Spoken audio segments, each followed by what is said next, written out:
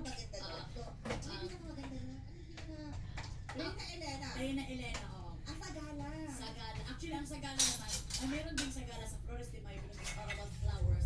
Pero yung Sagala, pwede din sa mga pang-turista. Pero, nag-organize talaga din yan, mga kuwan din, mga sa simbahan. So ako, ang kanang Flores de Mayo is one month ka, one month ka nag-aaral ng mga Bible stories sa mga bata na mga age na may the teacher at saka mga naman. Ituturo kami about sa mga bata. Ang tawag nila sa akin ng araw, which I did when I was young, katikisin. Katikisin, yes, katikisin. Katikisin kami, pero iba mo yung katikisin na tuturo sa Flores de Mayo, iba pa yung sila yun. Ito yung mga youth, na imbis na magtanong, Issue.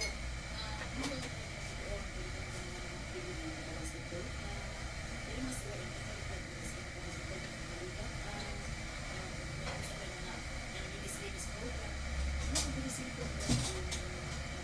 kami sa magkasin. Ito, dahil mo kayo dyan dyan. Kabilang sa'yo pang-ting, delay. Ito mga pang-ting, mga pang-ting, delay, away. Pang-ting, delay, away. Ka ng saksak. Na meron din sa amin dahil.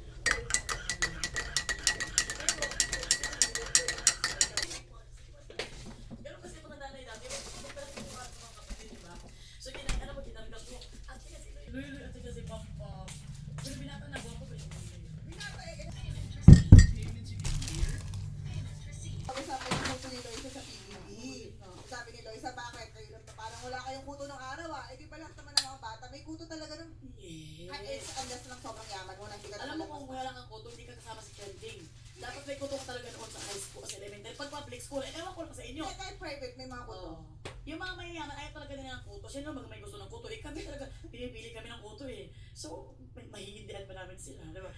So, paano tinatanggal? Favorite ng mama ko magkuto. Ginagana, tinitiris. Gusto niya magkakuto ako kasi silang magkakapatid, mahilig talaga magkuto. Alam mo yung sa hagdan? Yes! Yung sunod-sunod pa yung train? Tapos magagalit yung papa ko kasi dadaan sila. Hindi makadaan kasi doon na nagkukuto. So ngayon, mahilig talaga, ginagawa talaga. Tapos pinakamasarap na feeling kapag gumanon pa yung pagpatay, tapos kita mo yung dugo.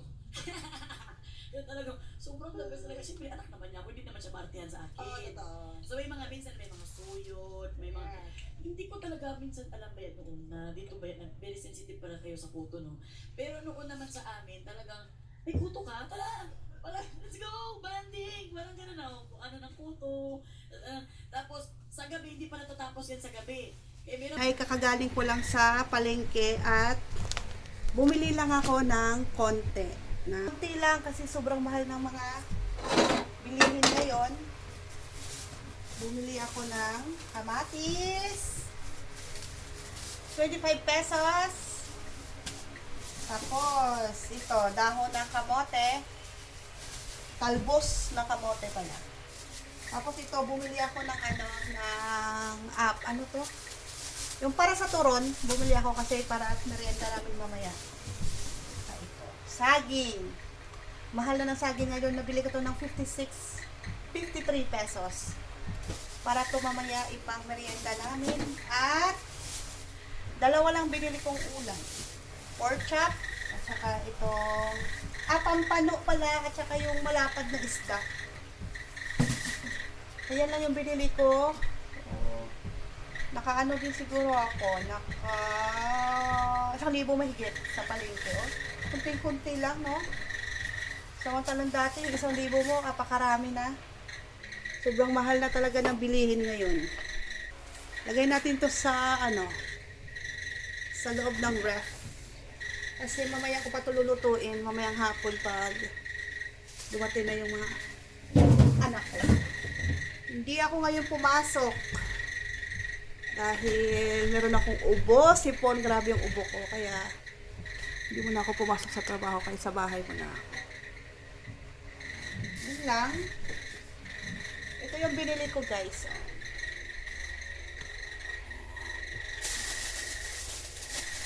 Bumili lang ako ng konting pampano. Kasi sasabawan ko siya mamaya. At saka itong isda na to. Hindi ko alam kung anong isda to eh. Yan o.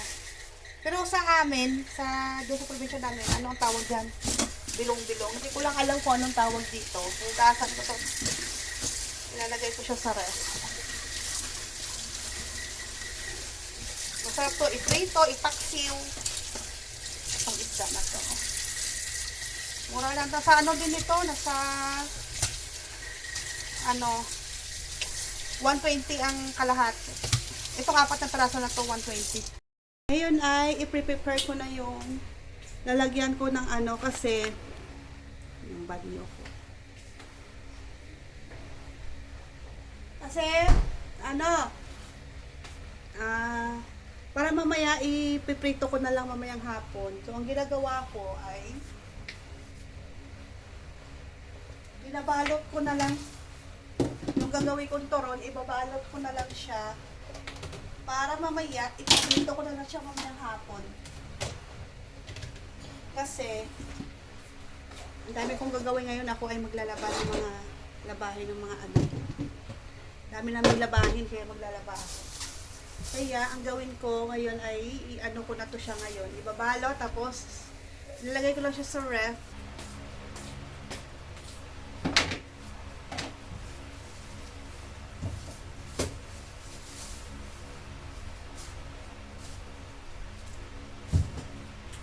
Kailangan natin ng kutsilyo. Siyempre, kailangan natin ng asukal sa turon.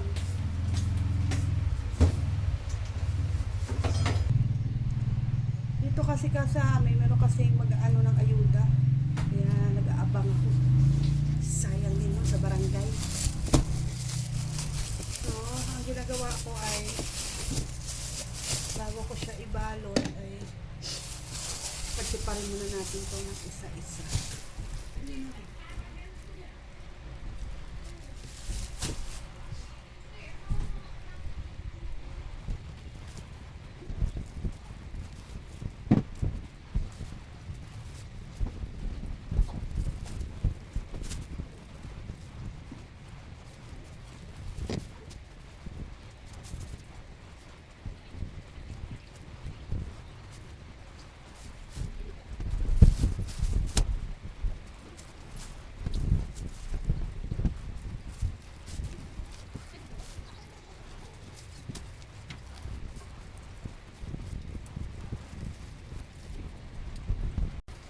Ganito ako magbalot ng dinadalawa ko siya actually. Kasi parang manipis. Ganyan, yan. Yung medium parang maliit pa rin eh. Yan. Ayan. Tapos, ilalagay ko ito. Ganyan. Ayan. Tapos, dito na ako naglalagay ng asukal. Untian lang natin ang ating sugar. Ayan, dito na ako naglalagay. Ayan, gaganyan ko lang siya. Ganon. Then, tupiin na. Ayan, ganyan ako magbalot ng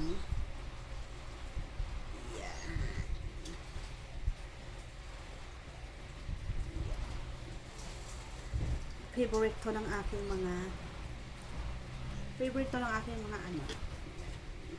Ayan.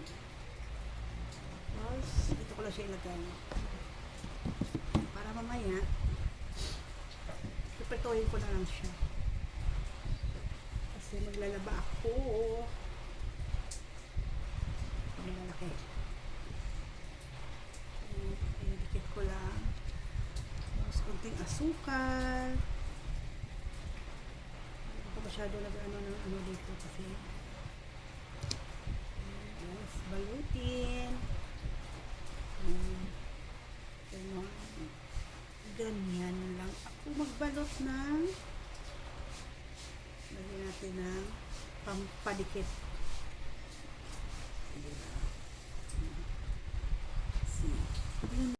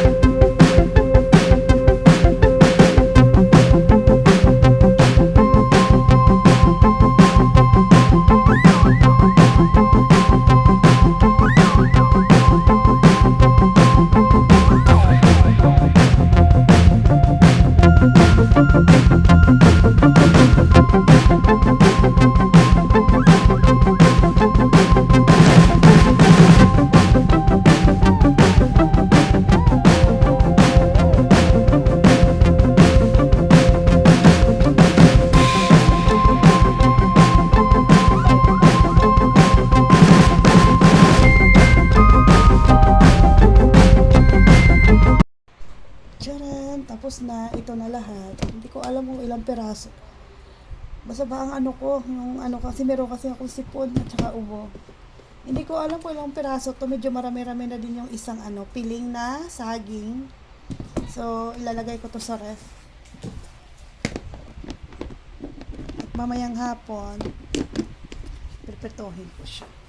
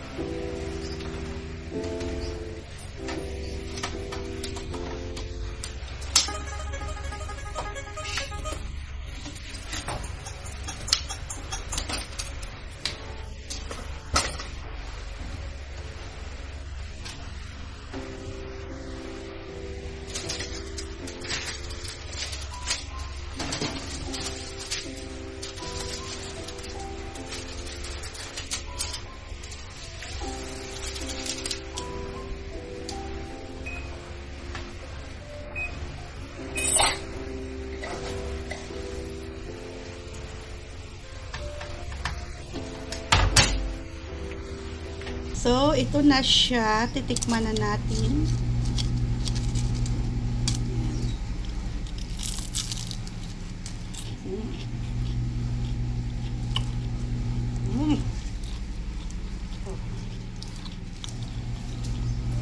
Partneran ng kape.